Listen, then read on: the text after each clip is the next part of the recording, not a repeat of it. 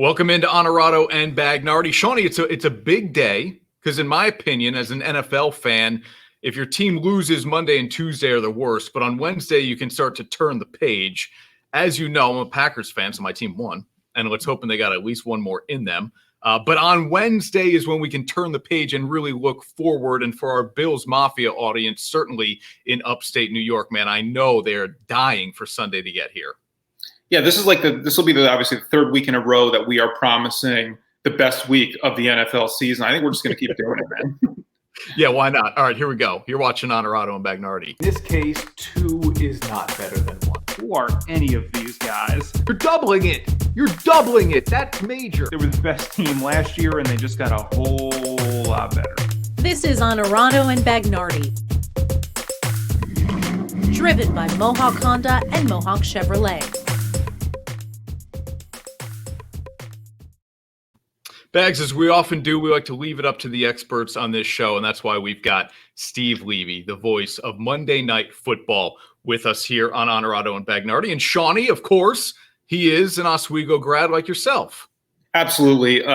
It's nice to have another Laker on the broadcast. You have brought so many Ithaca guys on. It's so disgusting. And now we've got some real talent on the show today, so I'm excited.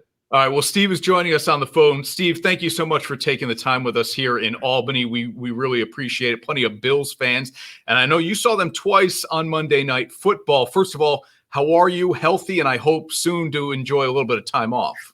Yeah, me too, Chris.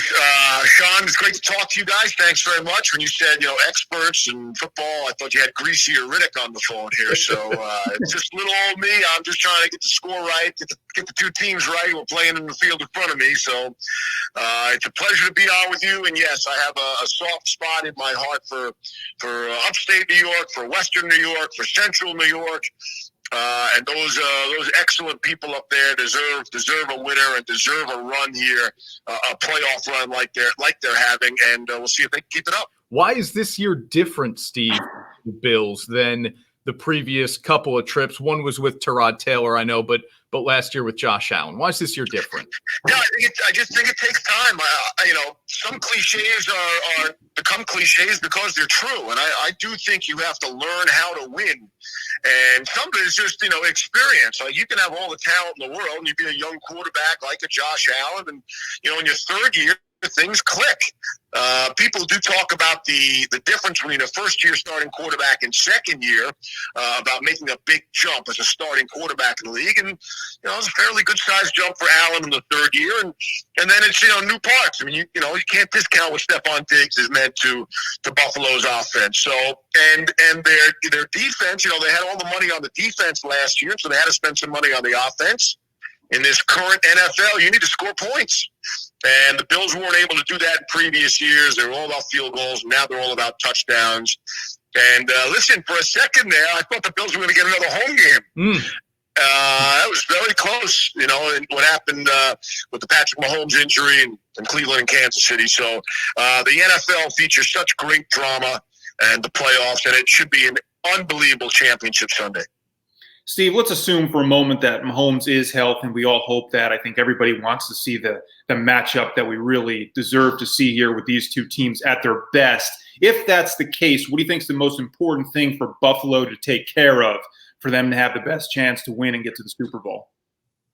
I really think, listen, I haven't seen Kansas City. I've only seen them on television. We saw them week 3, and they destroyed Baltimore. That was one of Lamar Jackson's worst performances of the season. So, listen, you talk about, we want to go back to what I said earlier about learning how to win. Obviously, Kansas City went through it last year going all the way, right? So they have that built-in experience. I think it has the makings for a high-scoring game, and therefore it might come down to the defense. And I think Buffalo's defense is probably better. So I really like Buffalo's secondary. And look, we'll see about Mahomes. Clyde Edwards-Helaire, we're not sure about him, right? And so there are some questions. But this could be a track meet, and this could be a ton of points and make for an awful lot of fun. I can't wait to watch it on television, quite frankly. This is one of those where, obviously I wish I was calling the game, but I'm going to be really happy to sit back and enjoy this one. Where is the coldest place you've done a game? So So the cold doesn't bother me. We're like total opposites. Like, like Riddick is freezing in South Florida. Greasy's actually from Miami, of course, because of, his dad and everything. And me, if you ever seen, like, they make fun of me in the studio in Sports Center, there's a big sign that says, keep it cold for Levy. So the cold does not bother me. This was a great Levy Monday Night Football schedule. Yeah. Our last quarter had us in Cleveland, Cincinnati, Foxborough, and Philadelphia, I think. So, but we really didn't have a snow game all season long. But I still go. Look, I love the game, and I love being a fan. And so I still go to games as a fan. And so a few years ago, I went to Lambeau Field and sat out. I wish I could say it was December game. Maybe it was first week of December, and it was really cold. And I grew up going to all these Bills and Jets, Giants games, and Patriots. So I've been around. I've been to some of those places. I would say Lambeau, though, in Green Bay is the most frozen. The Super Bowl, when that was in Minneapolis, now the game obviously was inside, but just getting from place to place, that might be about as cold as I've ever been. Nothing like the shores of Lake Ontario, though, right? Yeah. Is Lambeau colder than Oswego? Tell them about that, Sean. That's a big fat lie. There are no ropes holding people around. Get around campus there. That is true. It is a lie. Yeah, I'm from northern Jersey, and I quickly learned what winter is really like when I was at Ithaca, Steve. I can just imagine at Oswego. All four teams that we're seeing this weekend played on Monday Night Football. And it's funny, when we talk about the NFC, I feel like we're talking about the National League in baseball, because it really is the senior circuit here with what we saw between Breeze and Brady, and now Brady and Rodgers. Give us a little bit of insight, Steve, into that game, if you could. I know you saw both Tampa and Green Bay this year. Yeah, so listen, that's an unbelievable quarterback matchup. Like, I think Buffalo, Kansas City is about the two teams. And I feel like Tampa and Green Bay is about, the battle of the Bays, as Chris Berman would say, is really about the quarterbacks. And that is a fascinating matchup as well. You plug Tom Brady in, or at least it sounds like you plug Tom Brady in, and then with all the spare parts they picked up and the skill position players they already had, and you just think because he's Brady, it's going to work right away. And it's a great example of that's not how the NFL works. Even for Tom Brady, it took time. So I think Tampa Bay is really clicking at the right time, and Green Bay has just been terrific from the start.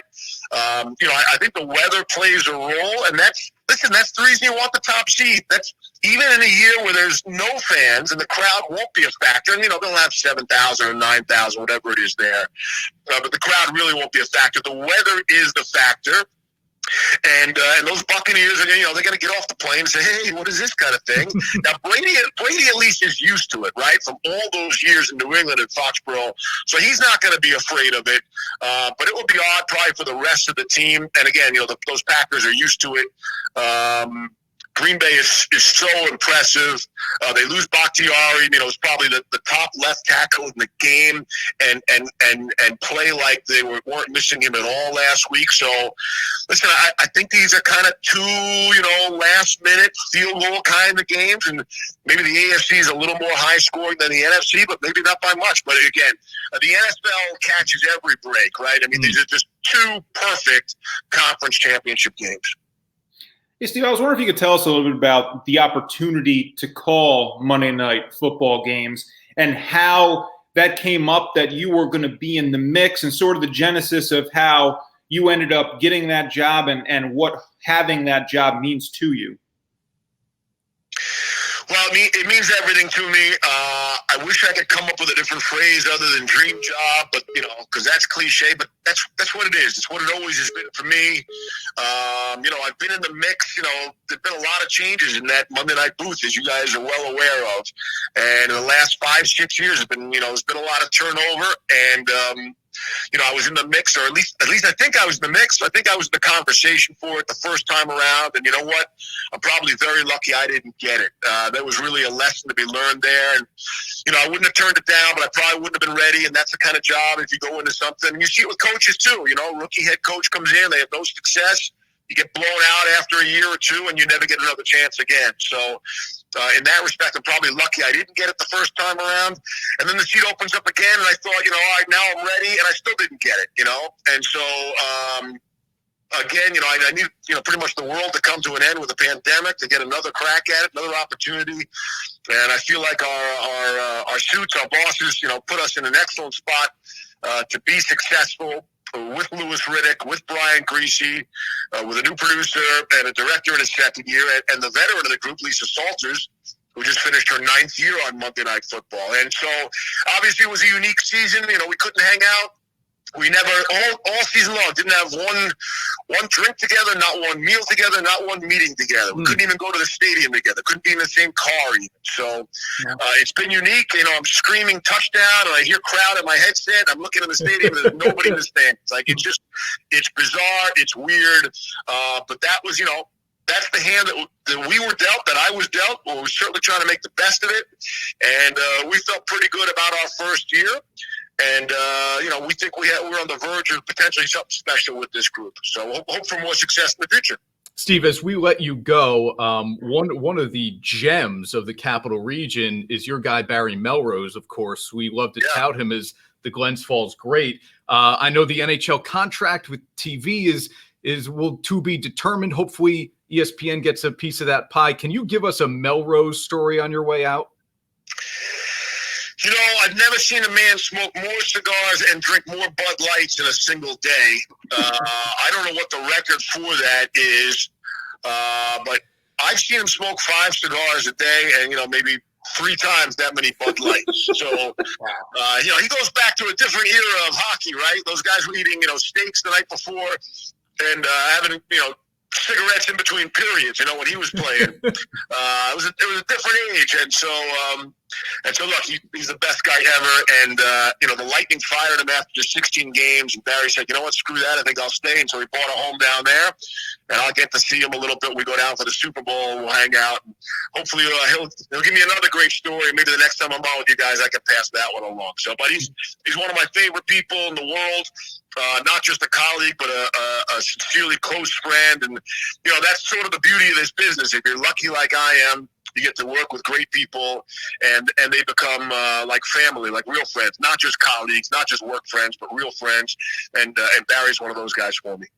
Well, Steve, we so appreciate the time. And as we say goodbye and thank you, I want to point everybody's attention to a website. It's Stewart.threadless.com. And there you can find the Booyah T-shirt bags, and proceeds benefit the V Foundation and all that Stuart Scott did. And Steve, I know you've got the T-shirt. I've seen it on Twitter. I want to point everybody to that website, Stewart.threadless.com, to support the V Foundation. Steve, thank you, man, so much.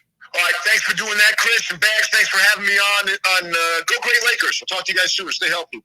Thanks, Steve. Steve Levy with us here on Onorato and Bagnardi. Very, very cool, man. And an Oswego guy. I told you I'd eventually hook you up with that. Yeah, it's about time. We've got Linda Cohn, too, a colleague of Steve's, who's another Oswego grad. We'll have to get her on as well. Good talking to him. Obviously, I mean, that's the job if you are in sports broadcasting, right? I mean, there are only so many play-by-play NFL jobs, but there's only one Monday Night Football job. Yeah, exactly. All right, our picks ahead of Championship Sunday coming up. We'll get into the situation in Houston as well, as it appears even more dire now with Deshaun Watson and the Texans organization. And one of the greatest of all time, right? Say what you want, and his career will be debated forever. One of the greatest quarterbacks of all time has retired today. We're back right after this on Onorato and Bagnardi.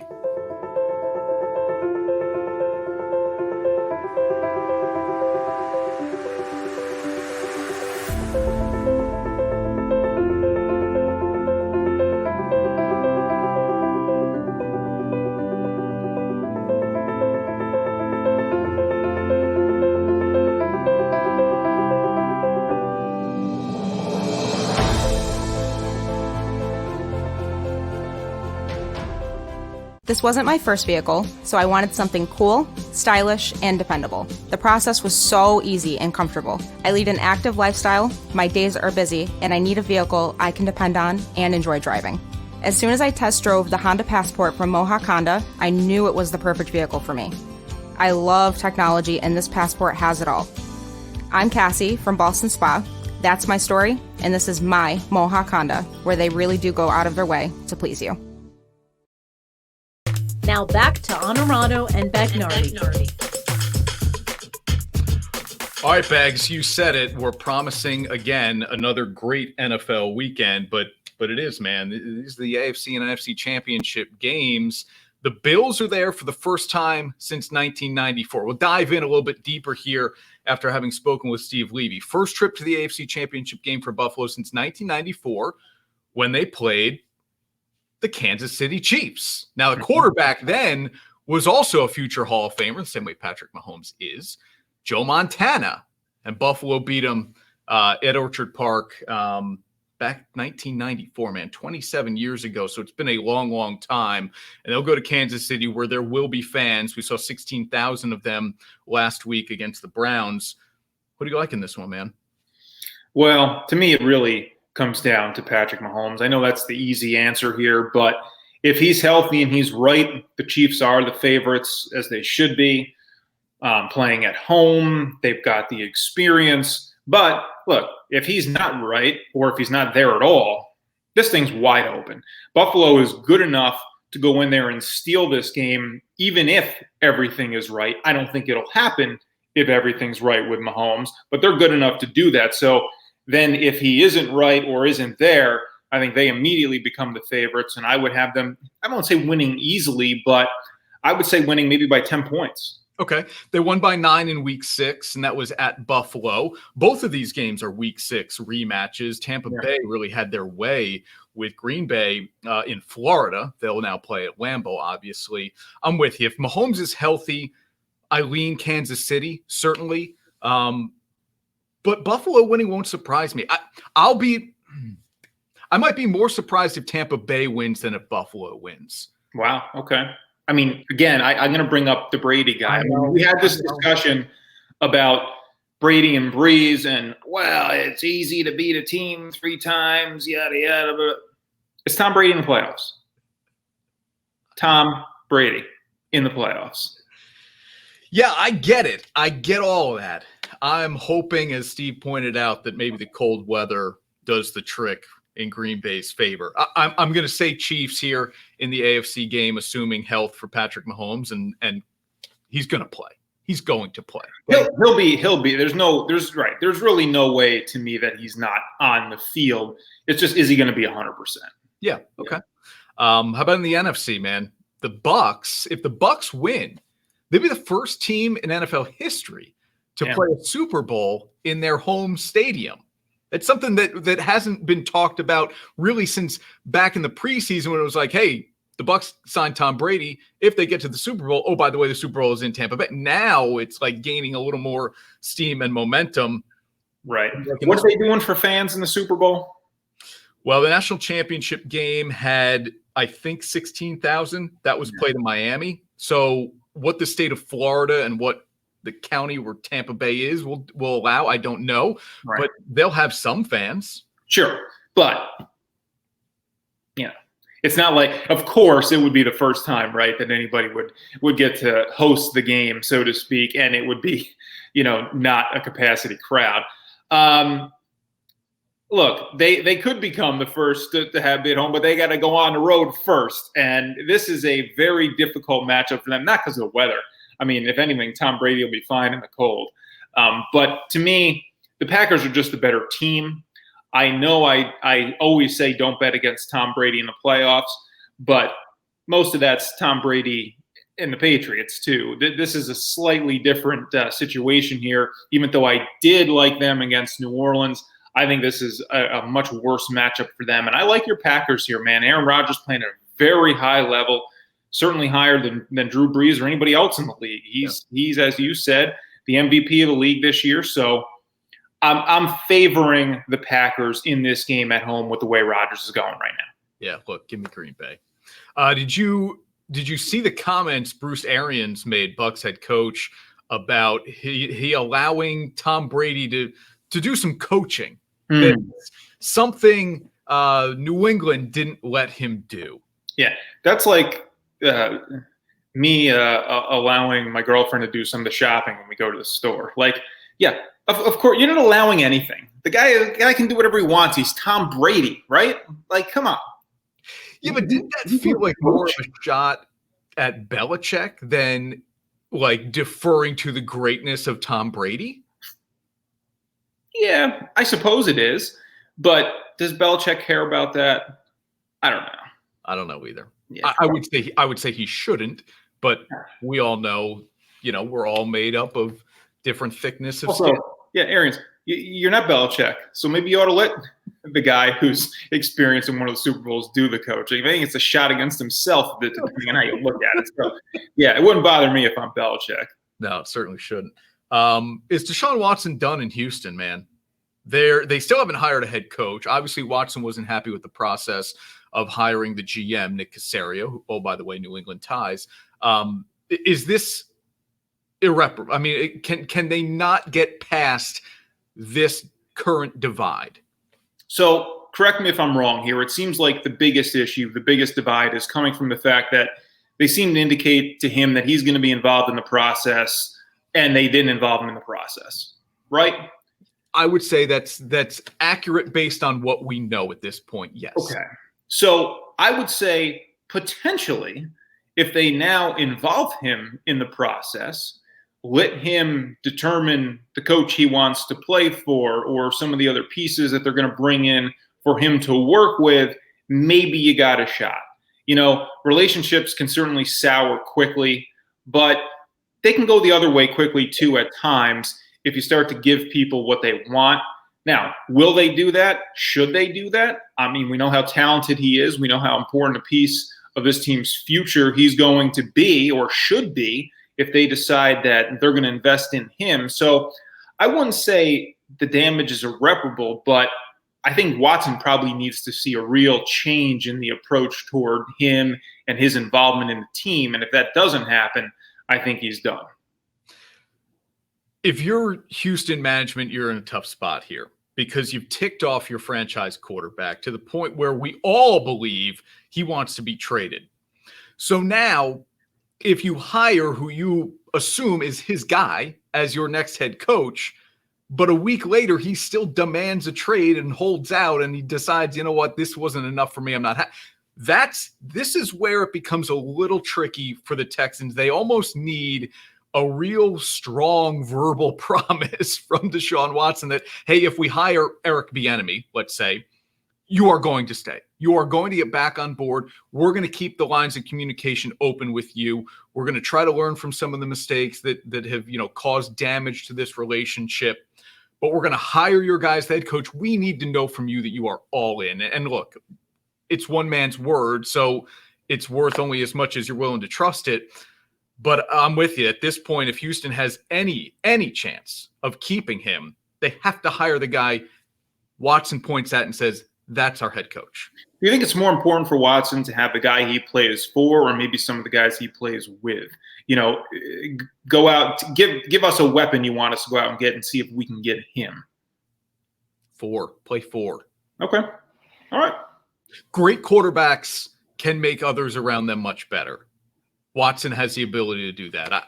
Look, I know he wants Will Fuller back, who's a free agent. I'm sure he would love to have DeAndre Hopkins back, who they trade. But he can make others around him great. He can, but look at it this way, too.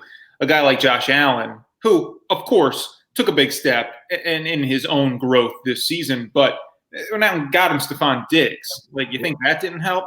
We talked about this with quarterbacks on the show, how important it is to protect them and give them weapons to throw to, because there are a lot of guys who are super talented, and if you take them out and put them in a different situation, you always wonder what would happen. We talked about it with Darnold. If he had all these pieces around him, could he be a guy who's as good as like a Baker Mayfield type or even a Josh Allen at some point? So I don't know, but you're probably right in that, that's where it starts for the quarterback, right? Because that's got to be the most important relationship. We've seen that in football with the really successful teams, that quarterback head coach relationship. So I'm with you, but at the same time, if they went out and got him a key weapon or two, man, then it becomes real enticing to stay there. Wasn't all that long ago we were raving about the Mets offseason, right? Not that long ago. Let me just get one comment in here, Crick. Yeah. Dave Spears, big Cowboys fan. Okay, he jokingly said, "Go Cowboys," at the beginning of the show, but now he's on the Watson train here. Watson to Dallas, Prescott to Houston.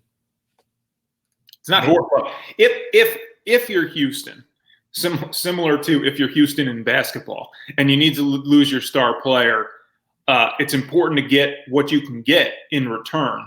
So if that's what they wound up with, I think they'd be okay with that. I'm probably higher on Prescott than you are, but if you can lose a quarterback who's not really too happy and you're not sure what you're going to get out of him, and you can bring in a guy like that at that talent level, that's not the worst trade-off in the world. All right, I started to say, it's not that long ago. Yeah. We were raving about the Mets offseason. New ownership, right? Maybe the best shortstop in all of baseball joining them. A lot to get excited about. And then what happens?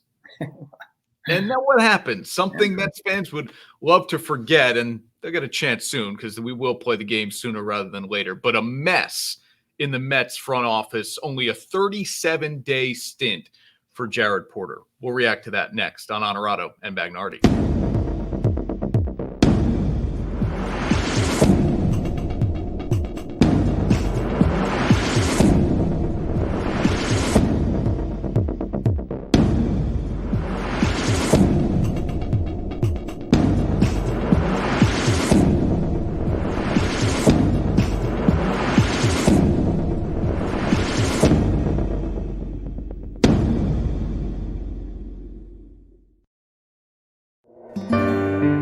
Depressed, overworked, job sucks, underappreciated. When life sucks, just say Dillagaff. Our clothing line puts the FU back into fun. Nothing will give you greater satisfaction. Dillagaff isn't just an attitude, it's a lifestyle. Some people ride the crazy train, we drive that mother. Check out our selection at DillagaffUSA.com.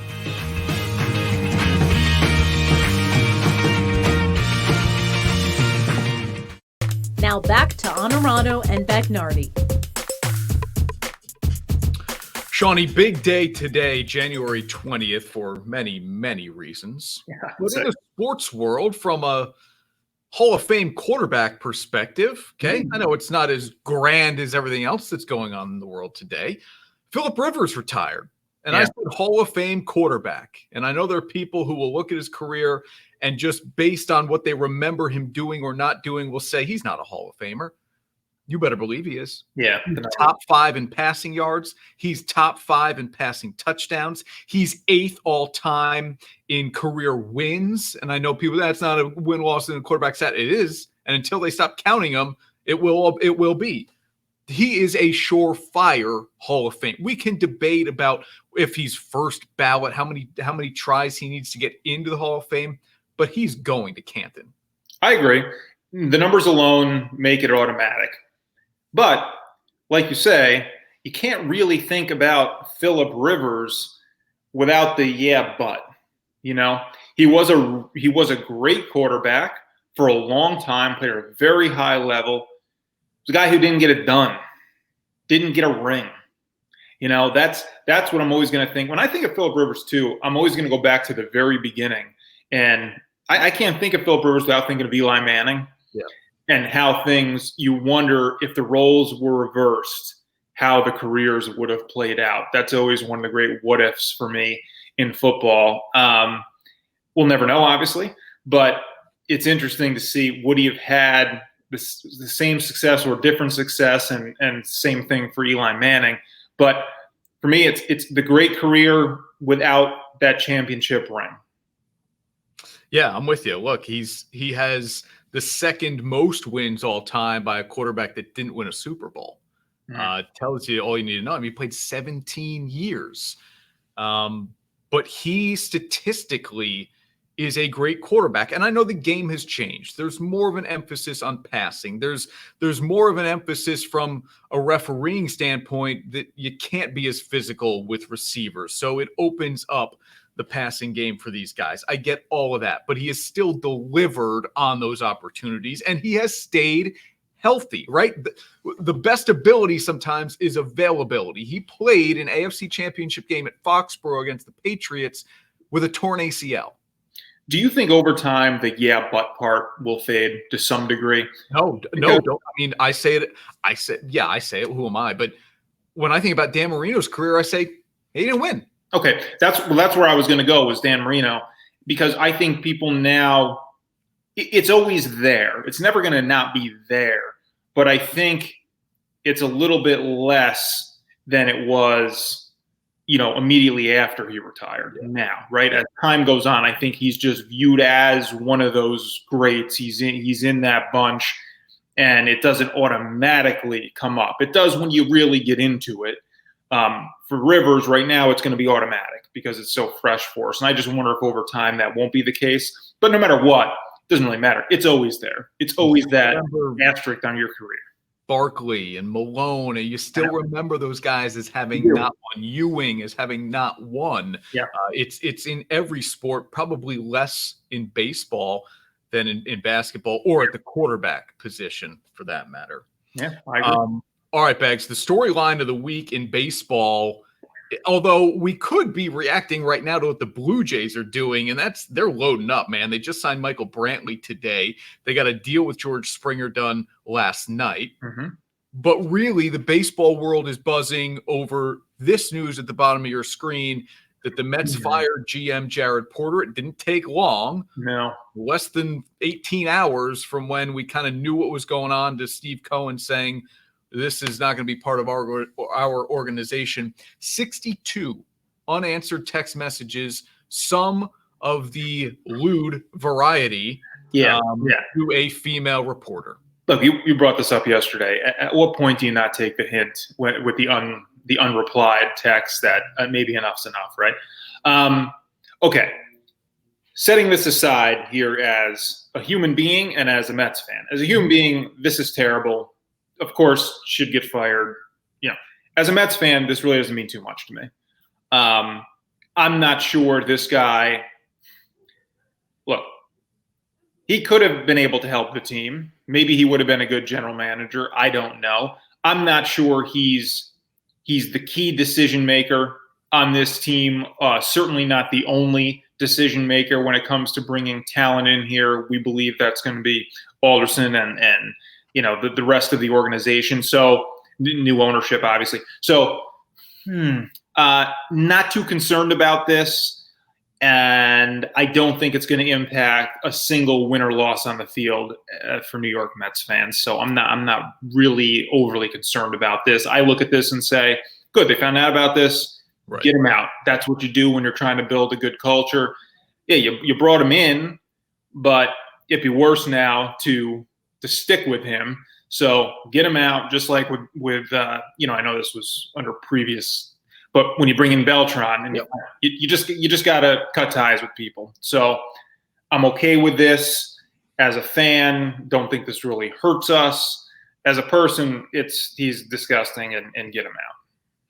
Yeah, look, there's a lot here aside from what has already been discussed, just in terms of the quality of person, right? We can assume him to be these unsolicited text messages and some of them explicit.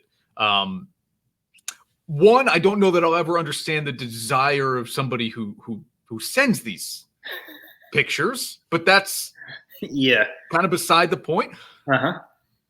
I wondered that immediately too. Like, we've all had that moment or moments, right, where you're like, does she like me? Is she not getting my messages? Right. And yet there's a boundary that most of us seem to understand. And I don't know if that's 2 days of unresponsive messages. Is it a certain number of messages? But after a reasonable amount of time, we all seem to understand, okay, got to move on. This is not only going to be creeping her out. Right. I'm now creeped out myself. Yeah, I mean, one message that goes unanswered for like 2 days, you're starting to think, like, who doesn't get messages? You get the message. Yes. Right? This is 2021. But there are plenty of people who And I'm guilty of it too. I'll pick up my phone. I'll look at a text. I won't have time to respond then. And it may be a couple of days later. It really might be. Yeah, it might be. But I'm going to get, if you send me 10 of them, okay, Yeah. I'm getting them. That's not slipping through the cracks. No, agree. One thing to point out too, obviously this happened back in 2016, right? So at least it didn't happen on your watch. I guess that might have been worse too, but it seems like the Mets have done the right thing here. It took them less than a day really to make the decision to be done with him and cut ties. So yeah, like I said, as a fan, is this going to impact the product on the field? I don't think so. You mentioned yesterday, look, this guy kind of had the reputation. Maybe he was an up and coming guy and was going to be, but I don't know. They seem to be doing just fine with acquiring talent. And I don't know that this guy is going to make that difference. I think New York City makes the difference. New ownership makes the difference. The talent you have there makes the difference. But one final point on this, there probably is a bit of a double standard that if this were a great player, you mentioned yesterday, if this is Conforto, do the Mets have the same reaction? Probably not. So that's one thing we should probably be talking about and considering when we have these conversations too, especially in sports where we see big time athletes get away with other things at their jobs who others in other fields or even right here in the same field might not be able to get away with. There's no question. If this were a player and a guy in your lineup, this isn't indicative of how the Mets do business. This is any team. Correct. Any team across baseball. I used Conforto as an example because he's a good player. He's not a great player, but he's a very good player. They would find a way to get him sensitivity training or look. We went through this with Brett Favre. Okay. Look, James Harden and Kyrie Irving, if they're in other fields in the workforce, they're out of a job. Yeah. Yeah. Is Kyrie out of a job? Look at you, man. Segue today. Is Kyrie out of a job the way Harden and Durant have been playing together? Is there room for Kyrie Irving on this Nets team? We'll talk about that next, right here on Onorato and Bagnardi. I lead a busy lifestyle and wanted a vehicle with the space I need and loaded with bells and whistles. Dre was fun to work with and found a great deal for me to find new roads at Mohawk Chevrolet. And right now, you should reserve your 2021 Silverado because we can't keep them in stock during truck month at Mohawk Chevrolet. Or cash in on 0.9 financing on select 2020 models for up to 72 months right now during truck month at Mohawk Chevrolet. I'm Kimmy from Clifton Park, and that's my story, and this is my Mohawk Chevrolet, where they always go out of their way to please you. So, what does Capcom have that your bank doesn't? You'll love our lower fees and great rates, and a team of financial experts who put you first. What's not to love? We even make it easy to switch.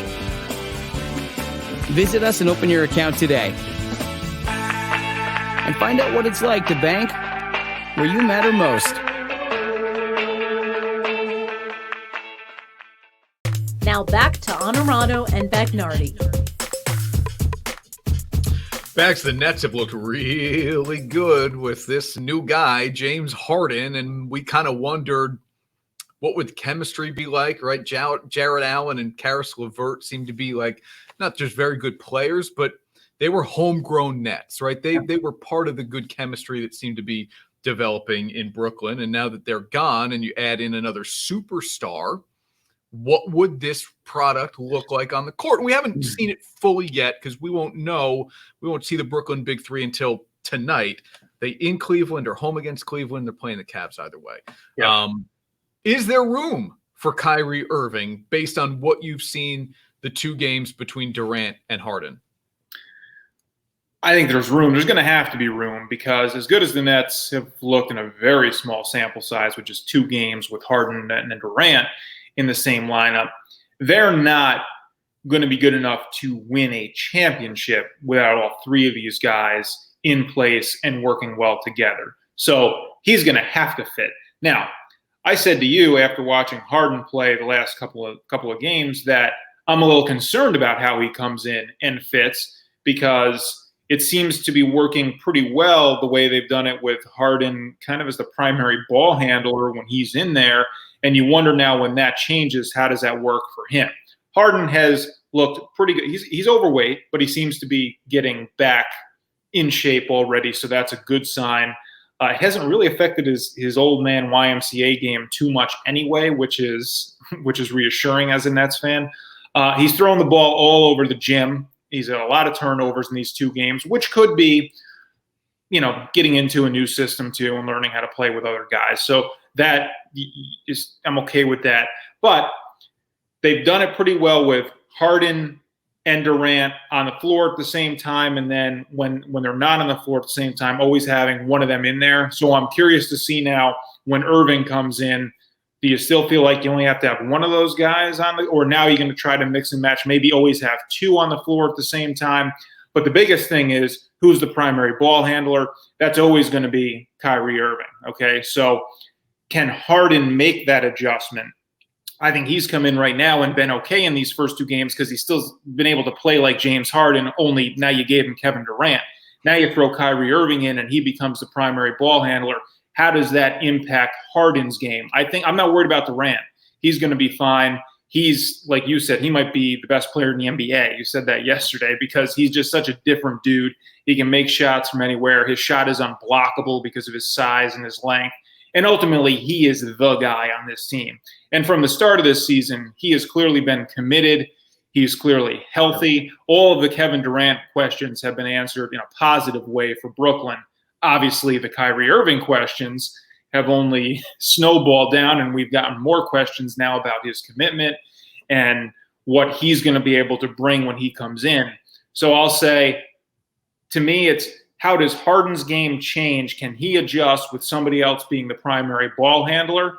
And is Kyrie fully committed? If the 2 answers to those questions go in the Nets' favor, then I think they're right there competing for a championship.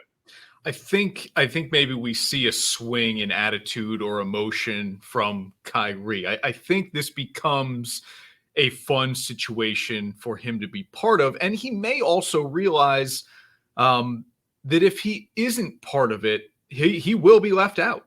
Like he will not play for I don't know where he'll play, if at all. And he seems to be a guy like, if I don't play, maybe no big deal. I don't know.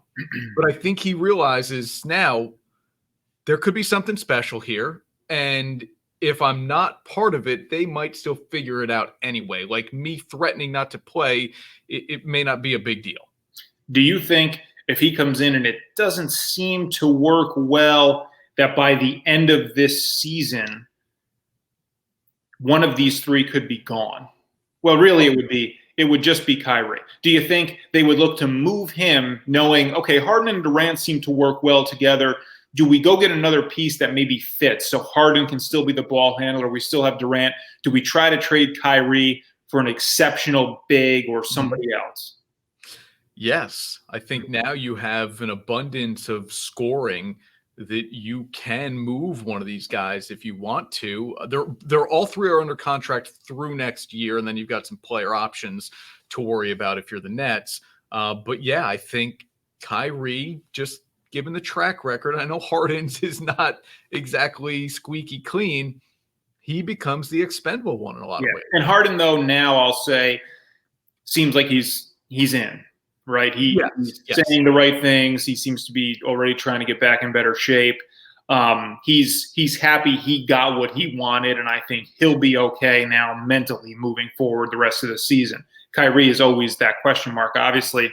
And yeah, it's hard for me to say this because even after just saying, I think you need those 3 to all be there and playing well for you to have the best chance to win. That's not to say that another 3 couldn't do it.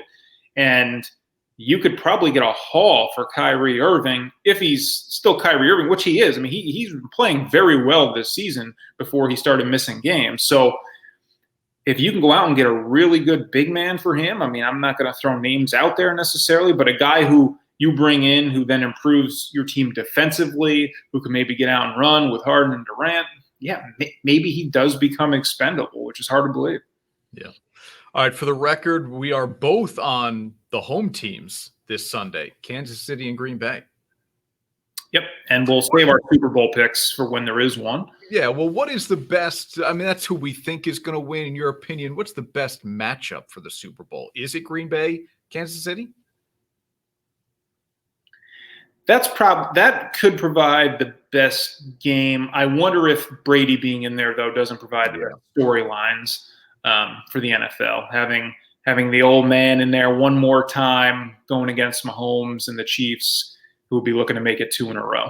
For as great as Rodgers is, and for as great of a game as I think it would be Green Bay and Kansas City, I think the NFL is thinking, boy, it's a lot juicier if we get Brady in there, because it stirs up the Brady-Belichick debate. We can talk about a 43-year-old guy making it to the Super Bowl in his first year with a new team, and then you can pit him against Mahomes, who's the next great thing, or it could be another Buffalo roadblock. Like all these years, the Bills have just been waiting for Brady to leave so they can win the AFC East. That happens.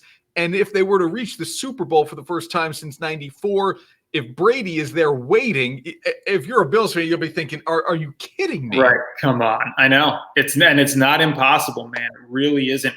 Any one of these 4 teams have a legit shot to win, even if Patrick Mahomes is healthy, even if everybody is good to go. And that's not always the case in conference championships. We do find ourselves oftentimes saying, boy, one or both conference championship games were better than the matchup of the Super Bowl. I don't think that's going to be the case this year, thankfully. But even that being said, these are 4 teams who could all go out there and win on Sunday. You know, it's great that we save energy, but sometimes when the lights go out, Bags, it's time to say goodbye. It is. Literally, it's like we've been there. You and I have been there at a bar where it's like last call was like 35 minutes ago, and now the lights are being turned off. Like they're basically screaming at you to go home. So yeah, I think we're done. Yeah, okay. That'll do it for Onorato and Bagnardi, whether we like it or not. Thanks for watching, everybody. Enjoy the games on Sunday.